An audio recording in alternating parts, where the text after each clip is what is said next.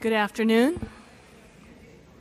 We'd like to thank all of you for attending this particular lecture. We know that there is a lot of wonderful lectures going on, even at this moment, in various rooms around this auditorium. So thank you for choosing to come and hear Dr. Jimmy Gutman.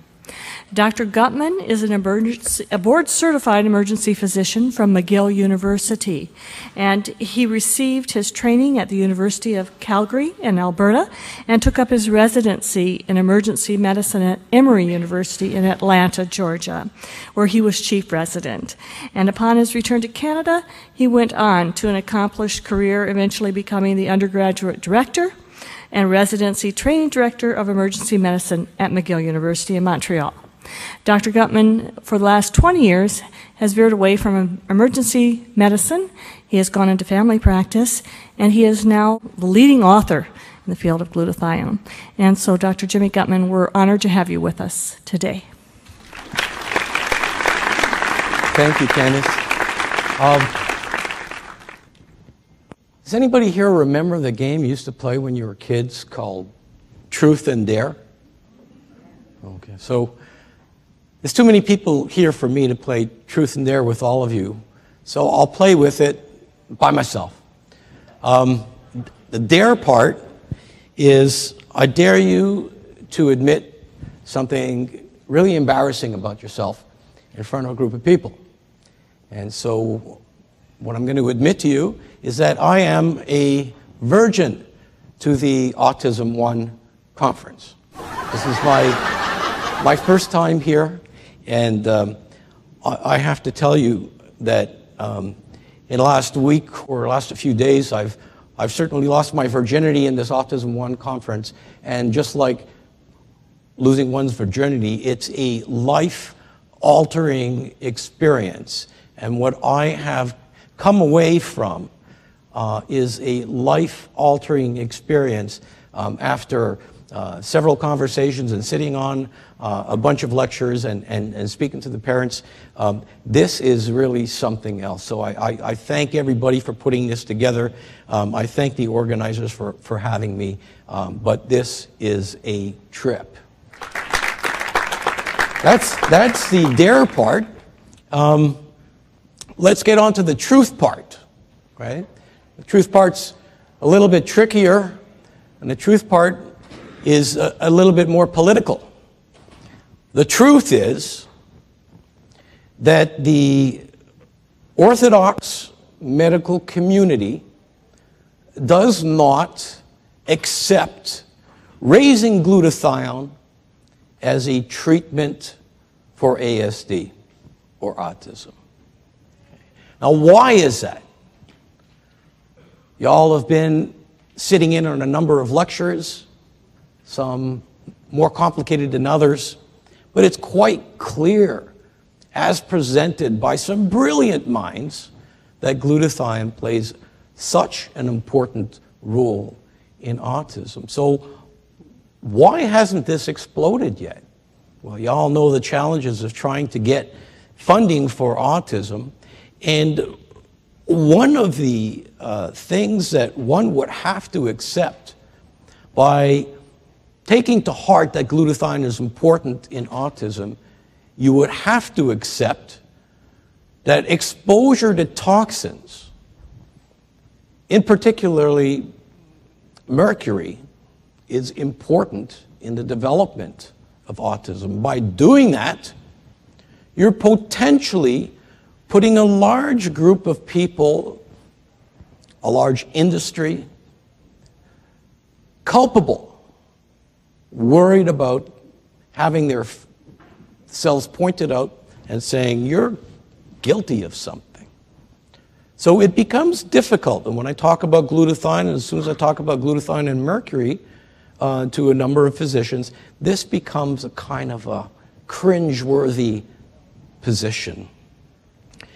And so the money needs to be found, the time needs to be put in to continue chasing down this thesis that raising glutathione in autism is going to be one of the more important things that you could do. And I say you, I'm not just talking to the scientists, I'm not just talking to the clinicians, I'm talking to the parents. So along those lines, talking to parents, I've given many talks to families and many talks to the general public. I've given just as many talks to medical audiences, giving grand rounds, speaking at conferences. More rarely do I speak to a crowd of physicians, researchers, and parents at the same time. But this is the first time I've ever spoken to a crowd of clinicians and parents, but parents that generally know more about this disease process than the average doctor out there in the field. So this made me anxious giving this talk because I didn't know at what level I should be speaking at. Of course, I have an academic background, I've done research, so my inclination was try to impress the hell out of the other researchers here and the scientists here. I'm not going to do that because I can get a hold of these people through the internet or at conferences. I'm going to speak at the level of the parents here, who are quite sophisticated in their mind. So if there's stuff that comes up that looks like perhaps I'm patronizing, I apologize in advance. If you need more information, you can reach me. I'm also going to be at the Immunotech booth out there after the lecture and into the evening. So I'm going to also consider that I may not be the only Autism 1 virgin here. And there's probably some parents here that, oh, there's one. Okay. Wow. Truthful. So for you guys, I don't know what your level of knowledge is about glutathione. So I'm gonna start really on a very basic level. So glutathione. This particular community of people who are interested in autism is extraordinarily unique in that it may be the first time I ever walked into a group of non-professionals, and most of you have heard of glutathione before. When I go to speak in front of a group of doctors that are not interested in autism, sadly enough, most of them don't have a clue what glutathione is. Don't have a clue, even though there's over 100,000 articles written on glutathione. So this is very, very easy for you to access online. And you need to do this.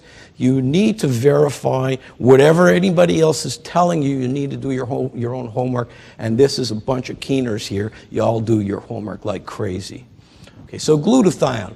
Again, I'm sorry if this is patronizing for some of you, but I just want to get through some basic slides. Glutathione is already in your body. It's already in your kid's body. It's in every cell of your body. Okay, it's already there. Glutathione is already there. It's not a foreign substance to the body. And if you start to do a little bit of reading on glutathione, you will just be quite overwhelmed at the number of roles that glutathione plays inside of your cell, in your physiology, in your biochemistry, at many, many levels. But I'm going to try, because we only have less than an hour, to simplify some of these roles. If you remember the word AID, then you're probably going to cover 90% of what glutathione does in your body. A stands for antioxidant, I for the immune system, and D for detoxification. Let's look at these in turn. A for antioxidant. Now you see a statement up there, almost looks more like a marketing statement than a scientific statement. Glutathione, the master antioxidant. Now, why would anybody have the audacity to make a statement like that? Well, quite clearly, glutathione, and I'll give you a number of reasons why it's the master antioxidant. Now, I didn't put down the most powerful antioxidant. I didn't put down the strongest antioxidant, because quite eloquently, I sat in on a lecture by Dr. Richard Death, and he said something I thought I really, really appreciated, and I think not enough people appreciate. It's not about being the most powerful antioxidant, because whether you believe in God or whether you believe in Darwin, we are designed to have a certain level of oxidation. We are designed to have a certain level of free radicals. And you can't just wipe out that system. The oxidation antioxidant system, like every other system in the body, is a balance. And if you tip too far on one side or the other, if you have too much antioxidation, that's not necessarily a good thing. The eloquence about glutathione, because it already exists in your cell, this is beautiful. If you can prompt your cell to make glutathione, your cell has an innate intelligence that's been there for hundreds of thousands of years, whereby it will make its optimal amount of glutathione and no more. You can't force your cell to make more than its optimal amount. So it's self-regulated, so you cannot tip over where you've got too much antioxidation on board. This is such an eloquent system, of course, designed by nature. The other reason, and this one will also strike home for you, we know in science of over 2,000 different antioxidants. And y'all could shout them out, vitamin C and vitamin E and pycnogenols and a long list of antioxidants. You go to the corner store, you find a wall full of antioxidants. Now the difference between those antioxidants and glutathione, number one, glutathione is the only antioxidant, after it neutralizes a free radical, does not itself turn into a free radical. The only one. And finally, the bottom line on glutathione and antioxidation is that all of the other antioxidants that we know of,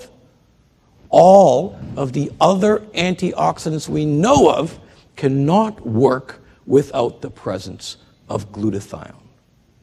Because if you look at all these antioxidants working like a series of gears in a clock, well, a clock needs a spring, and the spring that's driving the whole process of antioxidation is the glutathione molecule. And again, we can get into the biochemistry, but I would bore the hell out of you, and we can talk about that later this afternoon. So A, glutathione, the master antioxidant.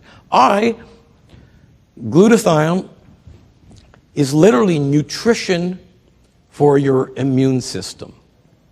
And we could spend 2 weeks just looking at glutathione and the immune system. I'll really condense it down into a few sentences. People with low glutathione levels have poor immune function. People with high glutathione levels have a much better, more profound, active immune system.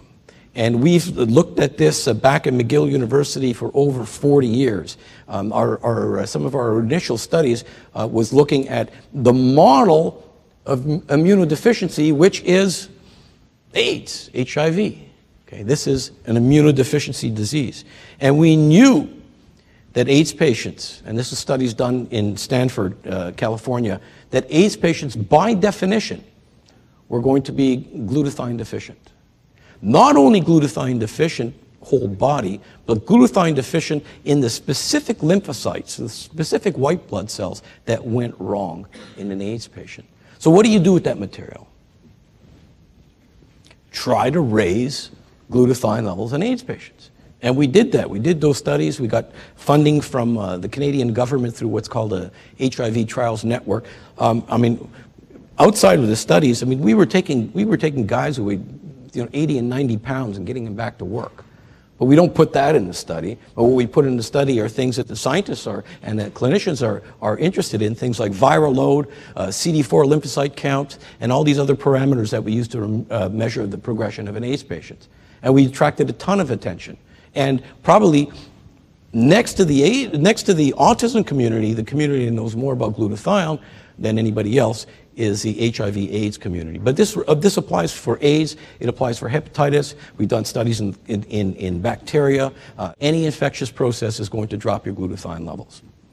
So glutathione nutrition for your immune system. D for detoxification. I think if anybody wants to learn anything about detoxification, they need to show up to a conference like this. Okay. And what does glutathione detoxify? Well, geez, if I had a screen that went down to the basement of this building, I would be able to fill it with substances that are detoxified by glutathione. Let's look at some of these. We're looking at automobile exhaust. We're looking at pesticides. We're looking at herbicides. We're looking at all that junk that comes out of the chemical industry. We're looking at, here's one that's going to strike home. We're looking at mercury. We're looking at most other heavy metals. And in fact, the way glutathione deals with these heavy metals like mercury, like lead, like cadmium, it chelates them. Glutathione will chelate many of these charged heavy metals. What lowers our glutathione levels? Well, we see a chart here. Drugs. There's a whole bunch of drugs that lower glutathione levels, not just street drugs. When I say drugs, I'm talking about pharmaceuticals as well. Probably the most common pharmaceutical drug that lowers glutathione level, you may know this, most people don't, is acetaminophen. You all know what acetaminophen is, Tylenol, Adderall. And it's rather severe on glutathione levels. And I predicted 10 years ago that at one time that there was going to be a day where on bottles of Tylenol, acetaminophen, there were going to be warnings for people like those with extensive liver damage, for HIV patients, for alcoholics, that the Tylenol needs to be treated with a lot of respect. And we're right around the corner. It may have already started happening in certain parts of the world. So drugs, poor diet. Do I need to talk to you about poor diet? Okay. You all know what it's like trying to get your fussy kid to eat properly. Okay, so poor diet will absolutely contribute to a drop in glutathione levels. Injury, trauma, burns. If you go to an intensive care unit and you measure glutathione levels in the patients in the ICU, inevitably they're going to have low glutathione levels. Infection, disease, we just talked a little bit about that. Tens of thousands of articles. Pollution, toxins, the aging process. Okay, now you're not thinking about your kids anymore, you're thinking about yourself. Glutathione levels actually drop about 10% every decade. So someone like myself, between the ages of 25 and 60, I might be 20%, 40% low on glutathione levels were I not doing something about it. And on and on and on. So all of these challenges to glutathione levels, all of these challenges, sucking up your glutathione levels, what would life be like if your glutathione levels were never normal? Now, you and I, at certain times of the day, like right after a good, healthy meal, our glutathione levels are fine. They might drop overnight. They might drop if we're under stress. But what if your glutathione levels were never normal? Okay, so this is the segue into how this is applicable in autism. We need to go back 1978. What is that? 25 years? 30 years? I'm a better doctor than I am a mathematician. But it's a long time ago. and there was just a couple little articles that came out. In this case, it was a French article that discovered that autism, kids with autism were going to have low glutathione levels. I mean, look how old this paper is. They didn't even call it autism. They called it infantile psychosis. It's an old name, old name. And this kind of went to bed in the research community for a number of years, and didn't really come back until this century, where here we see a couple articles coming out of Scandinavian countries that, again, looked at this and documented that glutathione levels are low in ASD. Okay? So interesting, but again, didn't drum up a lot of attention. It wasn't until I believe that this is for me anyways, was a breakthrough article. This is work that was done by Jill James in Arkansas. And her paper came out and for whatever reason made a big splash. It certainly caught my attention and got me going on this. And clearly, it showed that the vast majority of kids with ASD were low in glutathione. Not a little low, like low. And that garnered more attention and more research, and we started looking at other places. I mean, certainly that research has been repeated several times, demonstrating low glutathione levels in autistic kids. But here was something a little bit with lateral thinking. What about moms?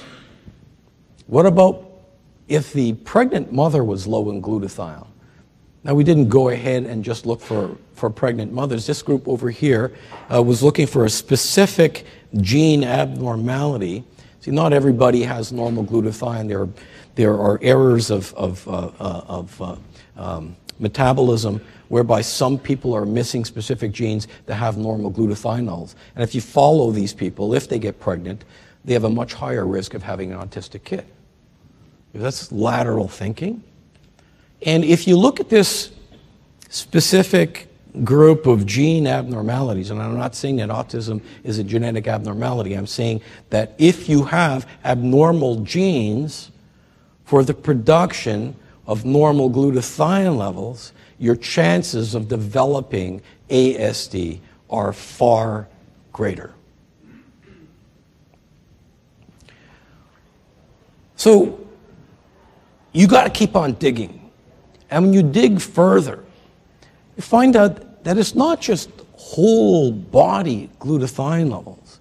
If you actually get these kids' brains on autopsy and look at glutathione levels in the brain of autistic kids, you will find low glutathione activity. So we're getting closer and closer to what's going on. I haven't seen any studies that actually did biopsies on the kids' intestinal system or digestive system. Somebody's going to look at it, and I'll bet you they're going to find the same thing. You recognize some of the authors here. They were speaking here this weekend. Brilliant people, the brothers Geyer, and made the association between mercury and glutathione. And of course, the major substance in your cell, in your neurons, to eliminate mercury is glutathione. All right. I've seen this slide or similar slides flashed on the wall in several lectures. It's the result of some brilliant work of a number of scientists. I think Jill James is the one to put it together, for me, the most eloquently. And I don't want to go through the biochemistry with you. There are other lecturers that are far better than I am in explaining the biochemistry. And there are some people in this room that just don't have a background in the biochemistry. And I don't think that's why you came to this lecture. It's for me to teach you about molecules. But let me summarize just quickly over here. There's a number of cycles that take place. And remember, this is still a simplification of what's going on. You've got the folate cycle, you've got the methylation cycle, and the transsulfuration cycle. Okay, and these all work in tandem. Now, I'm spent the better part of last night wondering how to translate this to a lay audience. So I pulled out some pictures. Last week, I actually spent 2 weeks in Britain and Ireland giving lectures on glutathione. And what I learned in the UK, please listen to this carefully. Americans should not drive in the UK. First of all, you get into a car and every cell of your body says, oh my God, I'm on the wrong side of the road. And the other thing that you see a lot more of, I've only ever seen this in Boston on a regular basis, are these roundabouts. Traffic lights? What's a traffic light? You got to get through these roundabouts. And they can be a mess. Here's a simple roundabout. Okay. Here's a double roundabout. Okay. If you're an American, okay, try to get from there to there. Think you can do it? Betcha you can't. Not on the first try. Here's a triple roundabout. By the time you're finished this, you have no frickin' idea which way you're heading. Okay. Why am I showing you these slides? Why am I showing you these slides? Look at this diagram, and let me show you where some of the problems might take place. Free radicals, oxidation, oxidative stress, all these words that you hear bouncing around. Let's consider that little red, nasty-looking thing a free radical. And we look at where the free radicals can affect these roundabouts, these highways. It could be at the folate cycle. It could be at the methylation cycle. It could be at the interchange where homocysteine turns into glutathione in the sulfuration pathway. So that's where the free radicals can interfere with the flow of this traffic. And we know that these free radicals can be, we know that glutathione is a key for mopping up these free radicals. We also know that the limiting factor for your cells to be able to manufacture glutathione is the amino acid cysteine. Okay, y'all got that? Okay, then what the hell? Bypass that traffic jam. Because if we go back here, okay, there, the free radicals cause a flat tire. There, the free radicals stalled car. There, the free radical is caused an automobile accident. But you got to get down here. Right? So, this is my thesis. Bypass the traffic jam by entering at this point, by raising cysteine and allowing your cell to make glutathione. Now, again, I'm so sure of this, but I'm not the brightest guy in the room here. And there are people out there looking at this, and I know there's other scientists there. I want you to come back to me with feedback and tell me if you think I'm wrong. But so far, the few studies that we have shown me that I'm not wrong. These are small trials. These are not huge trials. Some of them don't have statistical significance, but at least people are starting to look at raising glutathione in autism and having some success. Okay, there needs to be more of these. Here's one study that I was involved with a rather brilliant person, Dr. Janet Kern. Some of you know her. This was a pilot study where we were using this substance called Immunocal, which is essentially a cysteine delivery vehicle, and Sure, it was a small study, but when we looked we're not looking at fancy schmancy biochemistry and all this other stuff that is really important. I'm an emergency physician. I'm a pragmatic guy. I'm a practical guy. You know, I'm in the emergency room. I got to save somebody's life. I can care less about the biochemistry. I want to know after I push that drug into their vein, it's actually going to do something for them. Here we're looking at things, behavioral scales in these kids, and again, small numbers, but they all improved. They all improved. Can we walk away with this and say this is a cure? Absolutely not. We need to do much more research. And when we say much more research, I'm going to explain what a meta-analysis is. Many of you already know what a meta-analysis is. For the layperson, you take a whole bunch of different research studies and you lump them together and you try to make sense of them. In this case, they took studies all the way from 1979 to the time they published the article, and they had almost 40 studies looking at glutathione and autism, and they concluded, yeah, of course, glutathione is important in all these pathways here. But they also concluded that there just needs to be more studies done. There has to be large interventional studies with statistical significance so that the obsessive, compulsive, reductionistic doctors and biochemists and researchers out there accept this and take it to heart. And that's one of the things I'm asking you guys to help me with. This is a study that I'm involved with. This is down in Florida at Nova Southeastern. It's also funded by a very, very great group of people, the Mailman-Siegel Institute, who focuses on autism. So you need to look at this. I need your help. Everybody, we all need each other's help.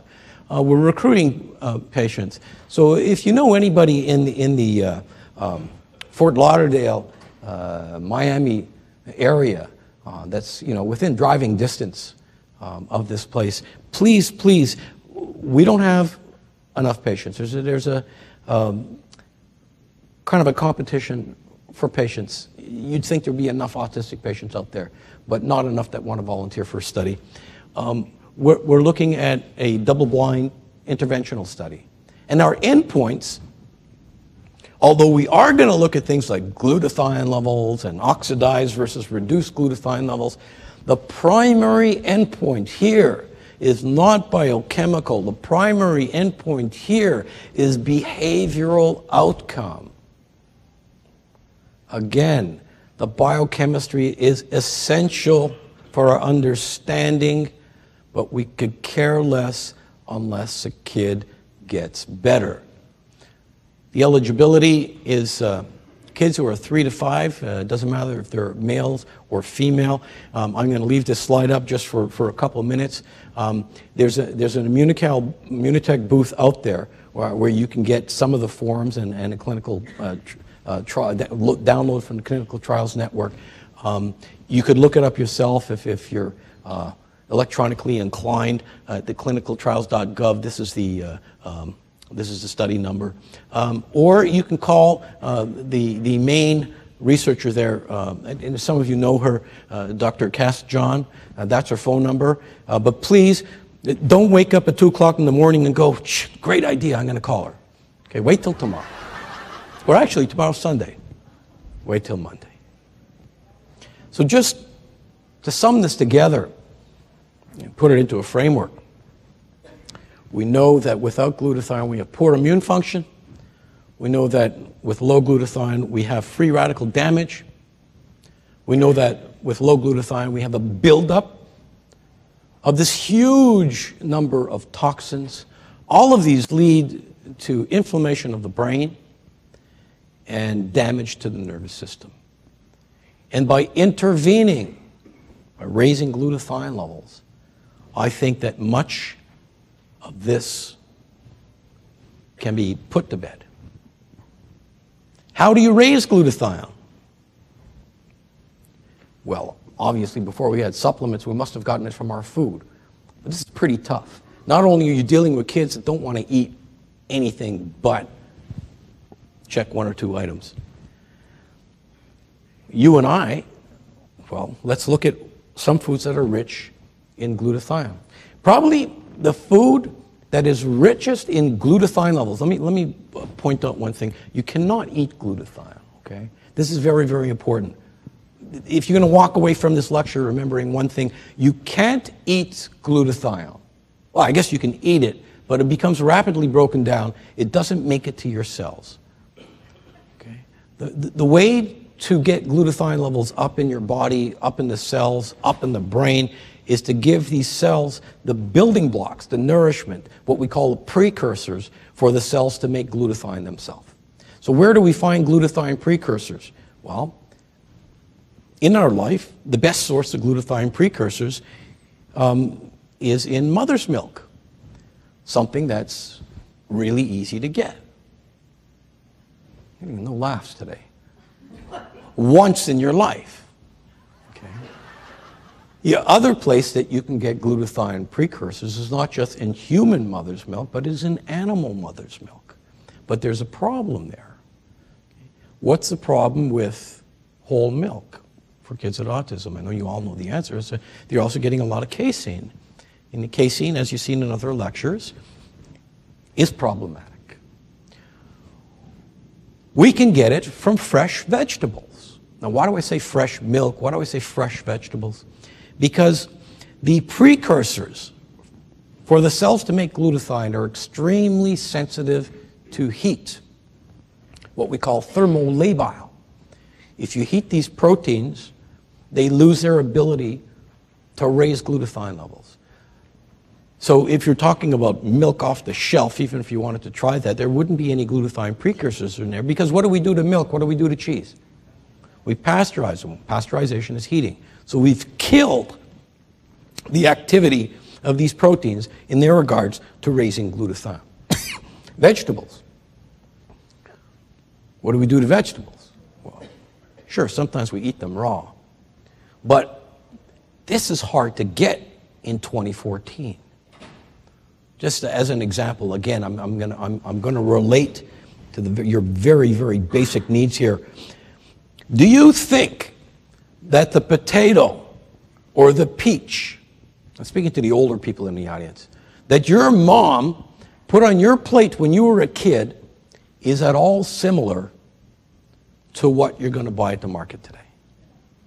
So what we've done to the genetics of these plants, what we've done to the soils, the additional crap that we've put onto these foodstuffs, it's really, really hard to get it from vegetables. So you'd have to eat enough broccoli so that the toxic environment in your bedroom was so high at night that your spouse got sick, you know what I'm saying, to raise glutathione. It's very uncomfortable, and you're not going to give your kid a boatload of broccoli to eat.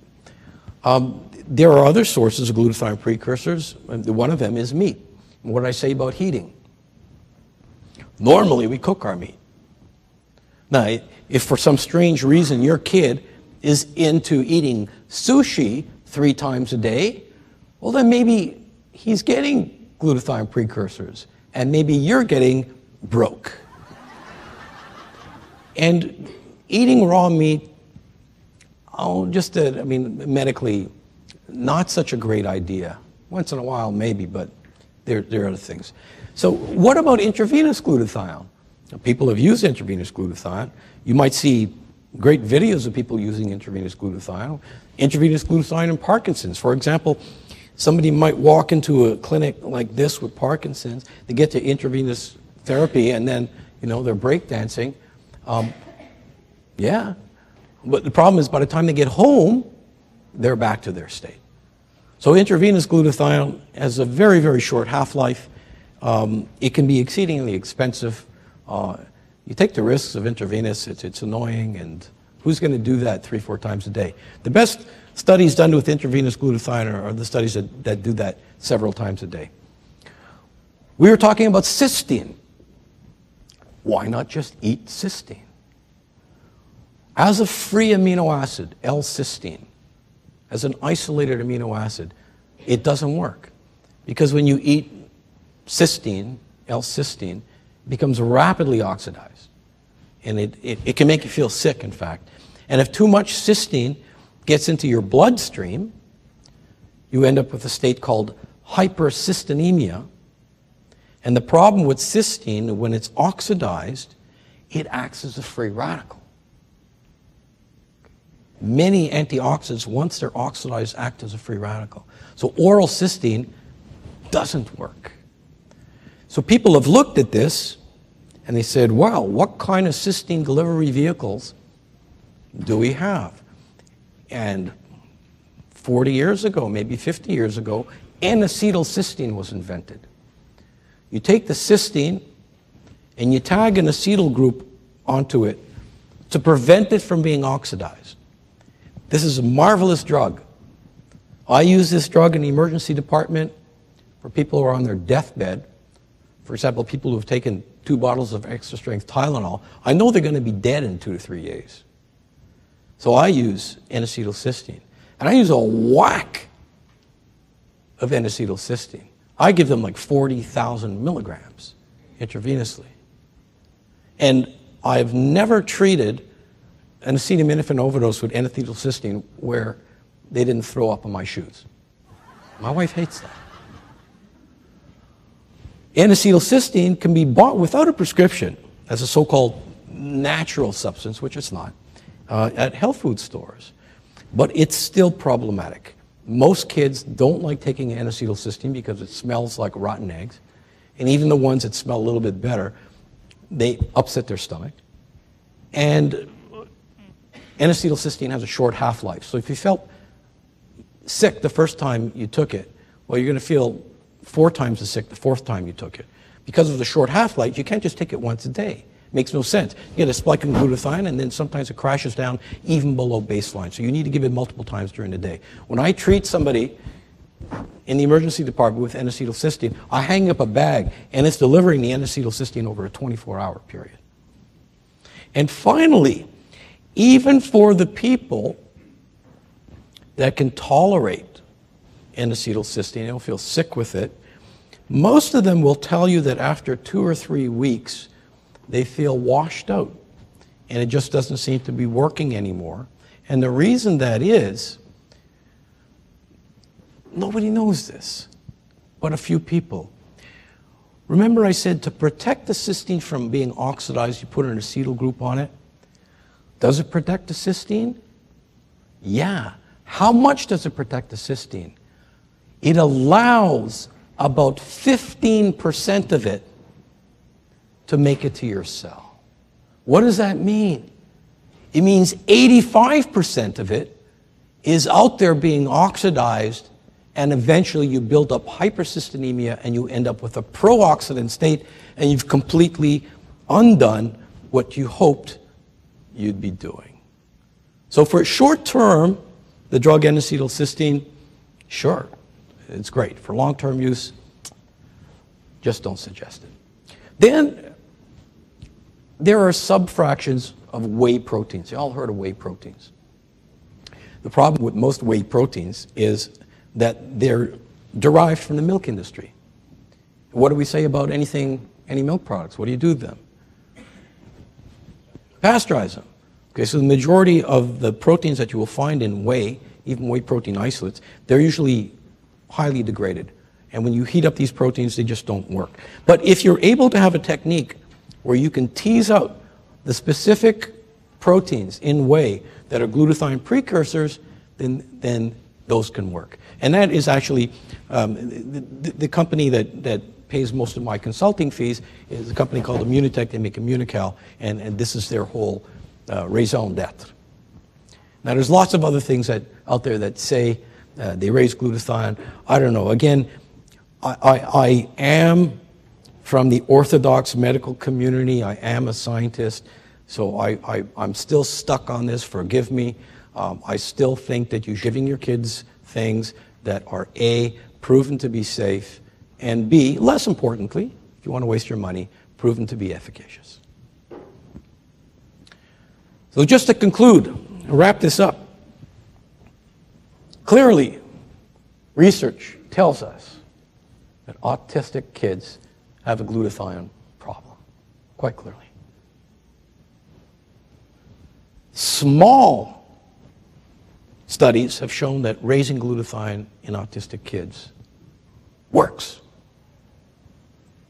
And finally, these larger studies are absolutely essential. They're essential because if they get out there and they get published, the doc that works in the strip mall will start to appreciate that this is a potential treatment, and a lot more parents and kids can have access to reasonable, well-studied means of taking care of this enormous problem.